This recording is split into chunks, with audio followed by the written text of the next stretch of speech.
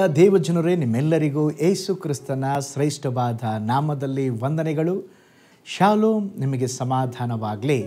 ಈ ದಿನ ದೇವರ ವಾಕ್ಯದ ಜ್ಞಾನಕ್ಕಾಗಿರುವಂಥ ವಿಷಯ, ನಿಮ್ಮ ಮಾತುಗಳು ಎಚ್ಚರಿಕೆಯ ಮಾತುಗಳಾಗಿರಲಿ.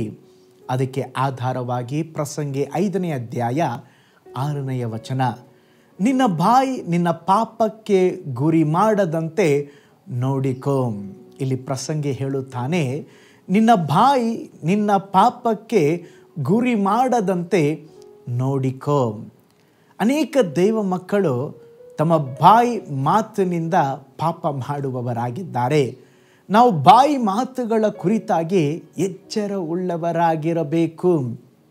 ಜ್ಞಾನೋಕ್ತಿಗಳು 6:2ನೇ ವಚನ ಹೇಳುತ್ತದೆ, ನೀನು ಮಾತು ಕೊಟ್ಟು ಪಾಶಕ್ಕೆ ಸಿಕ್ಕಿದ್ದಿ. ಪ್ರತಿಯೊಬ್ಬ ದೇವ ಮಕ್ಕಳು ಮಾತುಗಳ ಕುರಿತಾಗಿ ಎಚ್ಚರವಾಗಿರಬೇಕು. ನಮ್ಮ ಬಾಯಿ ಮಾತಿನಲ್ಲಿ ಜೀವ ಇದೆ, ಮರಣವಿದೆ. ನಮ್ಮ ಬಾಯಿ ಮಾತಿನಲ್ಲಿ ಆಶೀರ್ವಾದವಿದೆ, ಶಾಪವೂ ಇದೆ. ನಮ್ಮ ಬಾಯಿ ಮಾತಿನಲ್ಲಿ ಆರೋಗ್ಯವೂ ಇದೆ, ಅನಾರೋಗ್ಯವೂ ಇದೆ. ನಾನು ದಪ್ಪ ಇದ್ದೇನೆ ಎಂಬುದಾಗಿ ಪ್ರತಿ ದಿವಸ ನೀವು ಕನ್ನಡಿಯನ್ನು ನೋಡಿ ಹೇಳುವುದಾದರೆ ನಿಮಗೆ ಬೊಜ್ಜು ಬರುವಂಥದ್ದಾಗಿದೆ.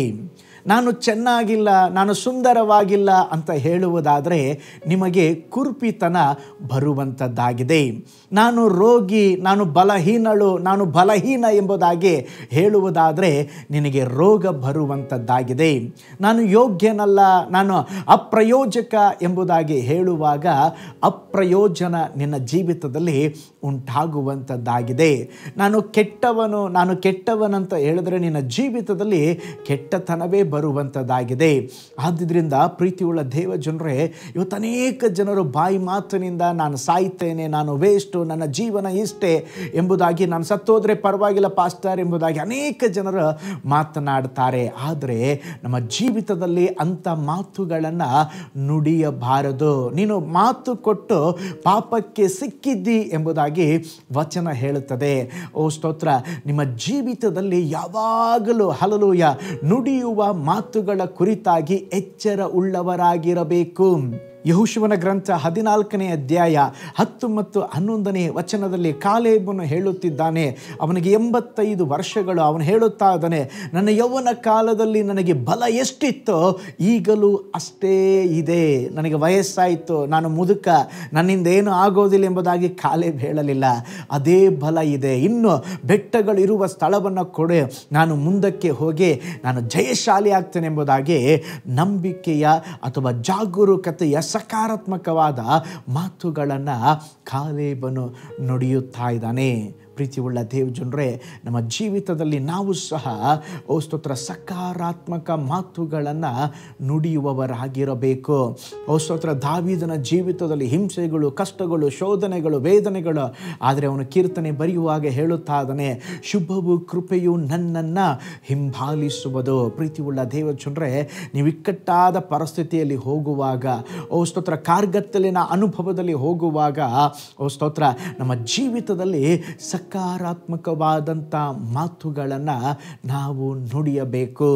ನೋಡಿ, ಕಾಲೇಬನು, ದಾವೀದನು, ಅನೇಕ ಭಕ್ತರು ಸ್ತೋತ್ರ ಎಚ್ಚರಿಕೆಯಿಂದ ಮಾತನಾಡುತ್ತಾ ಇದ್ದಾರೆ. ಪ್ರಸಂಗಿ 5ನೇ ಅಧ್ಯಾಯ 2ನೇ ವಚನ ಹೇಳುತ್ತದೆ, ಬಾಯಿ ದುಡುಕಬೇಡ, ದೇವರ ಮುಂದೆ ಮಾತಾಡಲು ನಿನ್ನ ಹೃದಯದಲ್ಲಿ ಆತುರ ಪಡದಿರು. ನೋಡ್ರಿ, ಅನೇಕ ಸಾರಿ ನಮ್ಮ ಮಾತುಗಳ ಮೂಲಕವಾಗಿ ಅನೇಕ ಜನರು ಪಾಪ ಮಾಡುತ್ತಾರೆ. ಒಂದು ದೇಶದ ಪ್ರಧಾನ ಮಂತ್ರಿ ಒಬ್ಬ ವೃದ್ಧೆಯೊಂದಿಗೆ ನಯ ವಿನಯದಿಂದ ಮಾತನಾಡುತ್ತಾ ಇದ್ದ. ಅದು ಒಂದು ಟೆಲಿಕಾಸ್ಟ್ ಆಗಿ ಅದು ಹಾಗೆ ಹೋಗುತ್ತಾ ಇತ್ತು.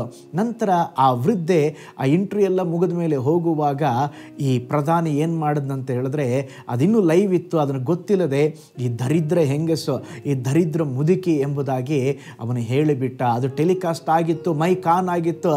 ಇಡೀ ಸ್ತೋತ್ರ ಆ ದೇಶದ ಜನರೇ ಅದನ್ನು ಕೇಳಿಸಿಕೊಂಡ್ರು. ಚುನಾವಣೆ ಇನ್ನು ಕೆಲವೇ ತಿಂಗಳಲ್ಲಿ ಇತ್ತು. ಇದನ್ನು ಕೇಳಿಸಿಕೊಂಡಂಥ ಜನರು ಸ್ತೋತ್ರ ಮರು ಚುನಾವಣೆಯಲ್ಲಿ ಆ ಪ್ರಧಾನ ಮಂತ್ರಿಯನ್ನು ಆಯ್ಕೆ ಮಾಡಲೇ ಇಲ್ಲ. ನೋಡ್ರಿ, ನಟನೆಗಾಗಿ ಆ ವೃದ್ಧೆಯೊಂದಿಗೆ ಸ್ತೋತ್ರ ನಯ ವಿನಯದಿಂದ ಮಾತನಾಡಿದ ಹಿಂದುಗಡೆಯಲ್ಲಿ ಸ್ತೋತ್ರ ಅವಳ ಕುರಿತಾಗಿ ತಪ್ಪಾಗಿ ಮಾತನಾಡಿದ ಒಂದು ಮಾತು ಅವನ ಜೀವಿತದಲ್ಲಿ ಸೋಲನ್ನು ಅನುಭವಿಸಬೇಕಾಯಿತು. ನಮ್ಮ ಜೀವಿತದಲ್ಲಿ ಕೂಡ ನಮ್ಮ ಮಾತುಗಳು ಕೊಂಚವಾಗಿರಲಿ, ನಾವು ಆಡುವ ಮಾತುಗಳ ಬಗ್ಗೆ ಎಚ್ಚರವಾಗಿರಬೇಕು. ಏಕೆಂದರೆ ನ್ಯಾಯ ತೀರ್ಪಿನ ದಿನದಲ್ಲಿ ನಾವು ಆಡುವ ಒಂದೊಂದು ಮಾತಿಗೂ ನಾವು ಲೆಕ್ಕ ಕೊಡಬೇಕು. ಒಂದು ಬೆಟ್ಟ ಇದೆ, ಆ ಬೆಟ್ಟದಲ್ಲಿ ಹೇರಳವಾದ ಹದ್ದುಗಳು ಗೂಡು ಕಟ್ಟಿ ವಾಸಿಸುತ್ತದೆ. ಕೆಲವು ಕೊಕ್ಕರೆಗಳು ರಾತ್ರಿ ವೇಳೆಯಲ್ಲಿ ಆ ಬೆಟ್ಟದ ಮೇಲೆ ಹಾರಿ ಬಂದು ಕುಳಿತುಕೊಳ್ಳುತ್ತವೆ. ಅವು ಸುಮ್ಮನೆ ಶಾಂತ ರೀತಿಯಿಂದ ಬರುವುದಿಲ್ಲ, ಬಾಯಿ ತೆರೆದು ಕೂಗಿಕೊಂಡೇ ಬರುತ್ತದೆ.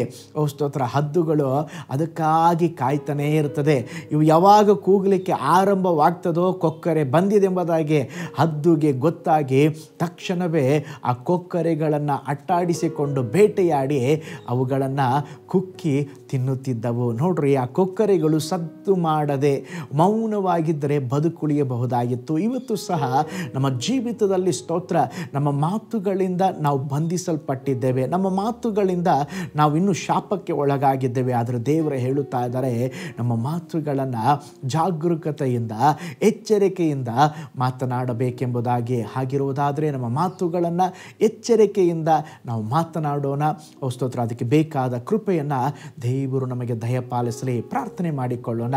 ಪರಲೋಕದಲ್ಲಿ ವಾಸ ಮಾಡುವ ನಮ್ಮ ತಂದೆಯಾದ ದೇವರೇ, ನೀನು ಒಳ್ಳೆ ದೇವರು ಸ್ವಾಮಿ. ಈ ದಿನ ಕೂಡ ಸ್ವಾಮಿ ನಮ್ಮ ಮಾತುಗಳ ಕುರಿತಾಗಿ ಎಚ್ಚರವಾಗಿರುವಂತೆ ದೇವರೇ ನಮ್ಮೊಟ್ಟಿಗೆ ನೀವು ಮಾತನಾಡಿದ್ದಕ್ಕಾಗಿ ಸ್ತೋತ್ರ. ದೇವರೇ, ನಮ್ಮ ಅನುದಿನದ ಜೀವಿತದಲ್ಲಿ ಸ್ವಾಮಿ ಅಪ್ಪ ಪ್ರತಿಯೊಂದು ಮಾತುಗಳ ಕುರಿತಾಗಿ ಎಚ್ಚರದಿಂದ ಇರುವಂತೆ ನಮಗೆ ಸಹಾಯ ಮಾಡಿರಿ. ದೇವರೇ, ನೀನು ಬಯಸುವ ಮಾತುಗಳನ್ನು ನುಡಿದು ನಮ್ಮ ಜೀವಿತದಲ್ಲಿ ಆಶೀರ್ವಾದ ಪಡೆದುಕೊಳ್ಳುವಂತೆ ಸಹಾಯ ಮಾಡಿರಿ.